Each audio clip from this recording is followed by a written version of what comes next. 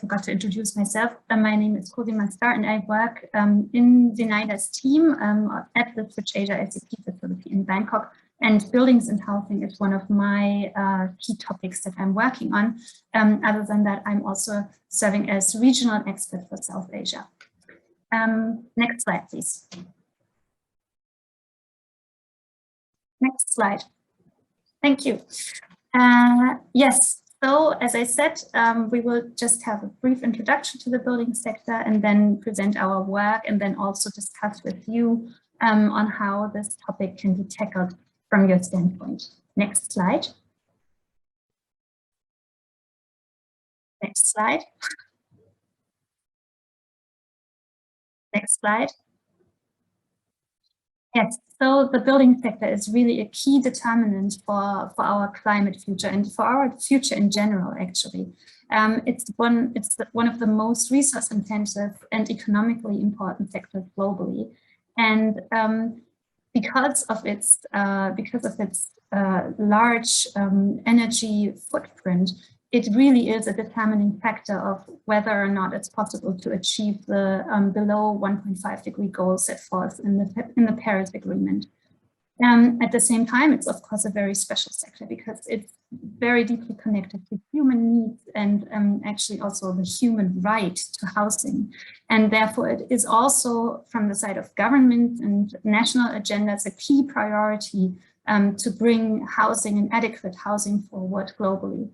And we have this nice picture of Paris because, of course, of the Paris Agreement, but also because it's important to know that each day the floor space being added to the global floor space is the size of 5 times of the metropolitan area of Paris. So that's an incredible number, and it's important to keep in mind. And at the same time, half of the buildings required in 2060 have not been built yet. So we see that this is really a sector where we need to have the change come about now to be able to have a climate future corresponding with the Paris Agreement. Next slide, please. Next slide. So as a keystone topic of SCP, you will see that the environmental and sustainability dimensions are really integrated with the housing components.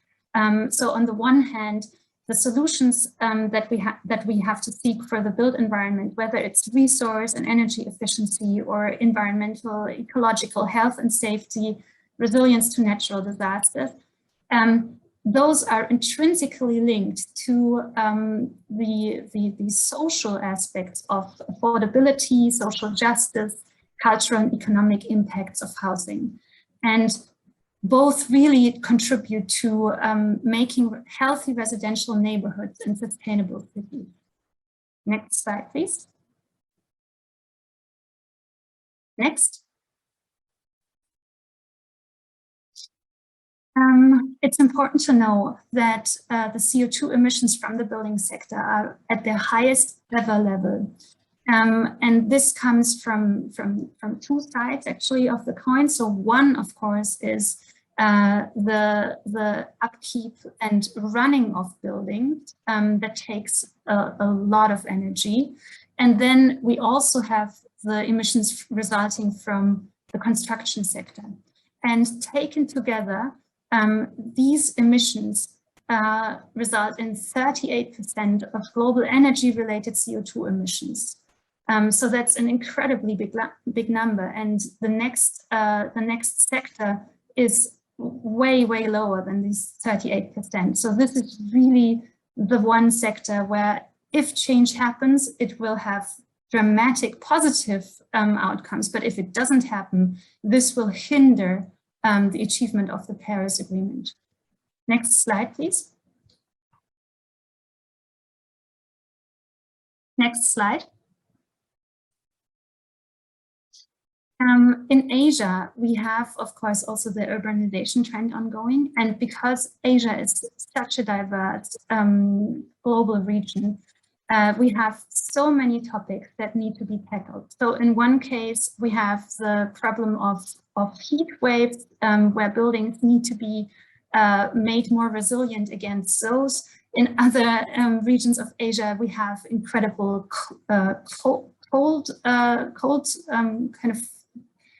phases that need to also be taken into account in terms of building hull and insulation. And for all of these, for all of the newly urbanized areas, we also have, of course, the aspects of health, overcrowdedness, infrastructure that needs to be upgraded, etc. And it's really important to keep in mind that the living circumstances need to be improved by creating affordable and safe housing options and the required infrastructure. Next slide, please. Our assignments with governments on this topic we were active in 2 countries already, Pakistan and Kyrgyzstan, and we are currently implementing 1 additional assignment in Bangladesh. And in these assignments, our topic experts on building and housing work together with national governments on bringing SCP-based policymaking forward. And this is done in a variety of ways, including, for example, with stakeholder workshops, analysis, recommendations, development, etc. And of course, we also have then very nice publications like the one that you see right here on the screen, the Vision 2030 for a Green Building Code in Pakistan, which will be published in the coming weeks. But of course, these end products, these publications, are only one visible deliverable of our work, and more important is actually the cooperation between our experts and the national governments to bring SCP topics forward. Next slide, please. Our grants projects, so we have had 14 building projects or projects in the building sector since 2007, and these are the 4 most recent. So we had a project on energy efficiency and also pollution reduction in Mongolia, 1 integrated project on solving energy efficiency by also creating jobs. Then we also had 2 projects very recently with regards to building materials and also construction and demolition waste. So really covering the entire spectrum of the building and housing sector. And this is also very important to see, and Quentin will actually also speak about this. While they do focus also on technical issues, our projects really combine multiple topics in the building sector space and bring together many stakeholders to allow for multi-solving. So for example, the energy efficiency project on residential housing in Mongolia also tackled the health issues resulting from non-insulation and using open fire within residential spaces. And then, for example, as I already mentioned, the energy efficiency measures in Kabul were built up by local craftsmen, so also creating jobs. Next slide, please. With regards to challenges and opportunities, what is needed to really bring this transformation forward? So 1, change of perspective and priorities by all stakeholders of the building sector, policy intervention, and also openness to innovation. With regard to change of perspective, what is needed is really a life cycle perspective of buildings, and to recognize and commit fulfilling housing needs by national governments and also the building and construction sector. So also the private sector needs to take up this role more responsibly. At the same time, it's also really important to put kind of humans at the center of urban environment, and also recognize the importance of sustainability and inclusiveness of poor and marginalized groups. With regards to policy interventions, what is needed to bring a real transformation of this sector, of this multifaceted sector forward, is a systemic intervention to really reorient the decision-making that is ongoing by policymakers as well as private sector actors, etc. Just as an example, a carbon tax, for example, would change the key variables for developers, builders, and also for dwellers. And this, like these type of changing really the decision-making variables, this is clearly needed.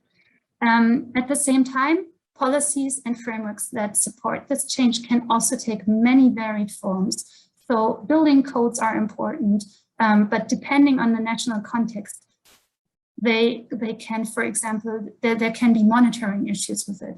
So there should also be incentive setting where maybe monitoring is difficult. And this all needs to be integrated into the long-term climate strategies of the country. With regard to innovation, so technological innovation is clearly important, and eco-design of buildings, renewable materials, really adapted to local needs and also local availability of materials. And this also can mean rediscovering ancient building techniques, which are, of course, adapted naturally to the climatic conditions, whereas what we see right now is oftentimes building and construction that is not adapted to local conditions.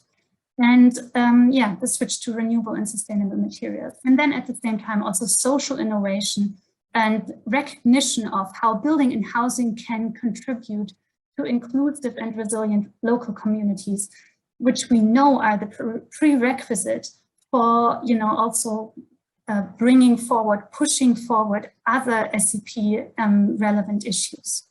And of course, in times of the pandemic, what can be used is these green recovery plans, where adequate housing and improved building and housing planning and implementation can be integrated. Next slide.